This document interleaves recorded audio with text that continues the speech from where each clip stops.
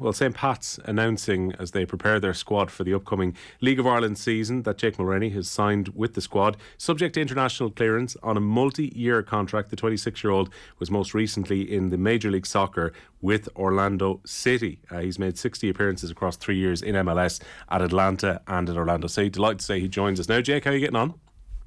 How are you, lads? Welcome back to Irish football is how we probably start. The first question would be, what attracted you to join St. Pat's? To be honest, I went to meet with Tim, John, Garrett, the board.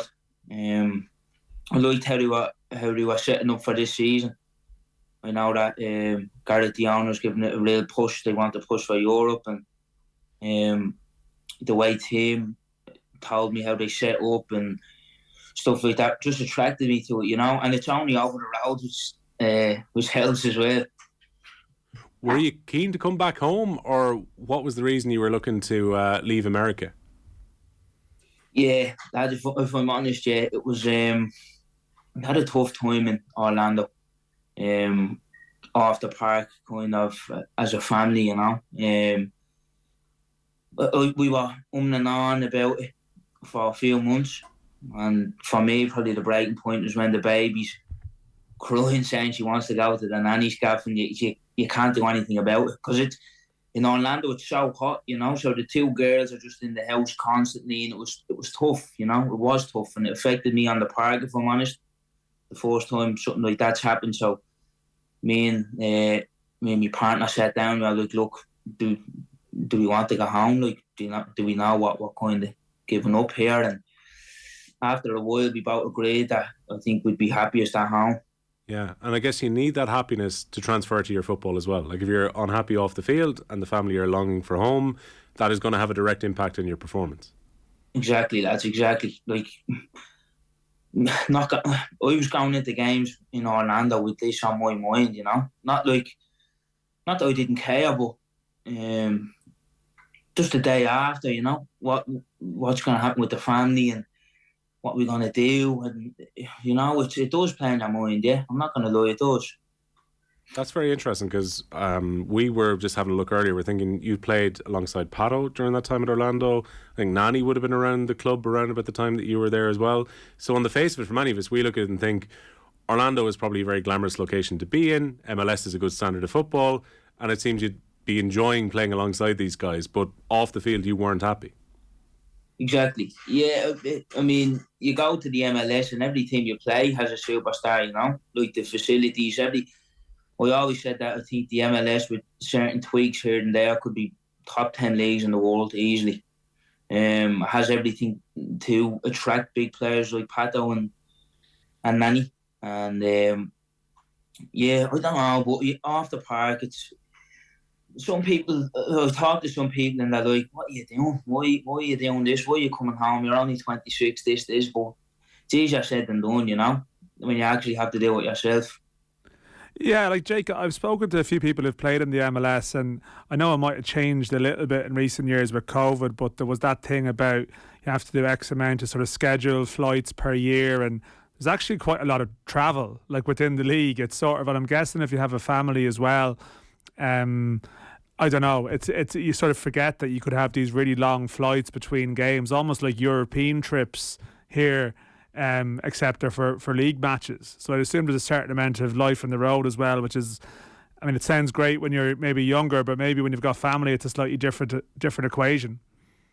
Exactly. Like I've known a few lads that after a year just say, look, I can't do this and go home, I was at Atlanta, and it happened probably 2 or 3 boys, if I'm honest.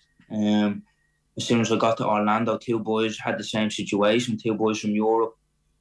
And it's hard. It's hard because you go away you go train Friday morning, then you're flying Friday afternoon, you play, stay, and then you're not back till Sunday, So my partner couldn't drive or aunt, so the girls were just sat in the gaff the whole weekend doing nothing, It was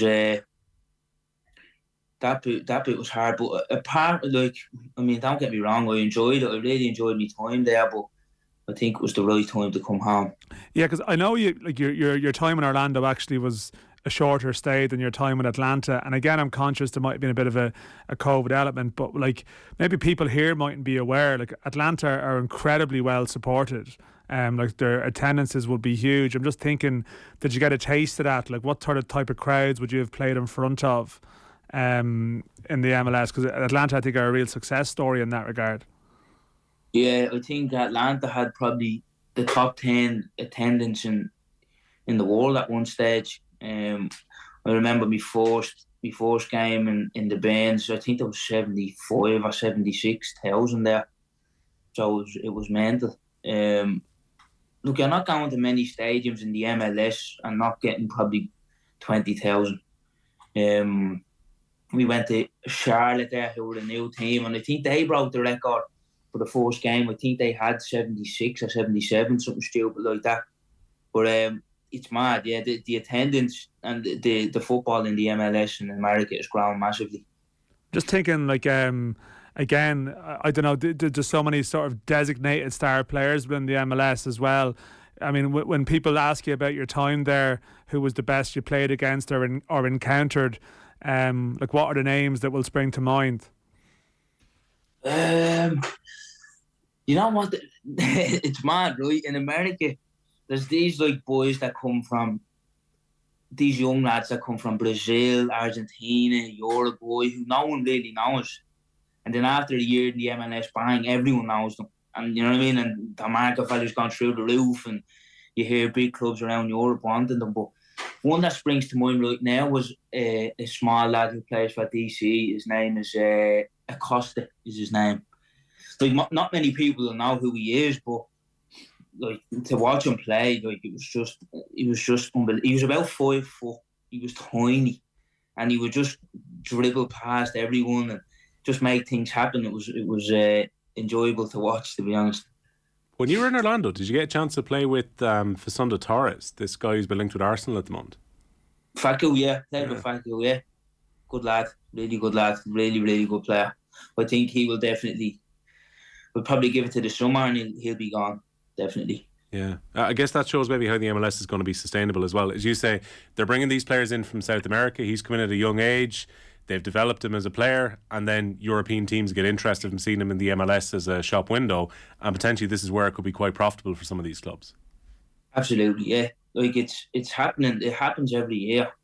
That cycle of bringing, because South America, as you know, they produce unbelievable talent. So every year there's someone coming up. Or like when I was at Atlanta, I think they broke the record for transfers. Probably 3 transfer windows on the trot. So they bring in a Brazilian boy, then an Argentinian, and the last one was young Thiago Almada. I'm not sure if you know the name. He just won the World Cup for Argentina. But he's another one they'll get millions for him, yeah. They'll get a lot of cash for him. Jake, I was just struck, like just reading about your sort of profile when the move was going through this week. You left home at 14, right? I think that was mentioned that when you went to Nottingham Forest, and I even think now, like with Brexit, you see a lot more Irish kids staying till 18. But I mean, leaving at 14 is exceptionally young. I don't know, like how you reflect on that now, given that you're now coming home, but you've actually been away for almost half your life, I guess, if you think about it in those terms. Yeah, I mean, I was back and forward since I was 12. So, obviously, as you know, the grassroots back a few years ago. I'm not sure if they have so many now, but there's a lot of scouts used to come to the game. So, you go on a trial, but I was trialling at Forest since I was probably 12, yeah. So I was going back and forth, and I was too young to sign, and then obviously, eventually I was able to sign then. But yeah, looking back now, it's crazy. Like if I have a little girl now, and if she told me she wanted to leave at 14, I would say, no way. You know what I mean? But it's mad, yeah, to think back that young. But it's good now that the Brexit things come in kind of, and now the Irish teams can build. It'll definitely, I think, help Irish football in the next few years. Yeah, should hope to keep hold of some of the players a little bit longer. You had the spell in Scotland then. You already mentioned that one of the guys that you were meeting up with to talk about Pats is the current assistant manager at Inchicore, who is John Daly. You would have worked with John in Scotland as well, Jake. Yeah, John's a great man. John helped me out a lot at my time at Hearts. Obviously about being Dubs, and I do a lot of extra work with John at my time at Hearts, and he'd give me the heads up before I starting, or John really helped me out my time at Hearts, yeah. So what do you know about the league, I guess? I mean, what you're coming into now. I mean, I'm guessing there's players you've played against or encountered at underage level, or Irish underage or whatever it might be. But what's your sense? Like, what knowledge do you have of the league? Again, having been away for so long, I don't know how you keep in touch with it, or where you keep in touch with it. Yeah, absolutely. I watched a fair amount of games, in fairness, because the time that it was on in Orlando was perfect. So I have a good few friends in the league, so I watched a fair few games. I watched a few European games as well of Irish teams in Europe. I know that there's talent in the league. I know that the league is definitely on the up. So yeah, to be honest, like coming home, it was like I know that it's probably not the standard MLS, but I know that I was coming back to somewhere where it will be tough. Having watched some of the lads who've come back, particularly from the UK, to play in the League of Ireland, maybe slightly later into their years in recent times, what are you hoping to achieve now at St. Pat's? To qualify for Europe, to close the gap on Derry and Rovers. The way Garrett and Tim and John spoke to me in the meetings was eye-opening. I know Pats are always in up and around it, but I definitely think that we could hopefully, please God, give a good push this year. The good spell in Europe last summer, is that kind of part of the attraction? If you're keeping an eye on Pats last year, good spell in European competition, that's a big attraction here. Definitely. I mean, everyone wants to play European football. That was definitely one of the reasons why I came, because I know that Pats can achieve that. So that was definitely a factor in me coming here as well, yeah. Well, Jake, we're going to wish you the best of luck. It's a multi-year contract. Obviously, you're very ambitious with your hopes for St. Pat's that you can give a good push towards the top two into the coming season. Welcome back into the League of Ireland, and thanks a million for sharing your story here and Off the Ball tonight.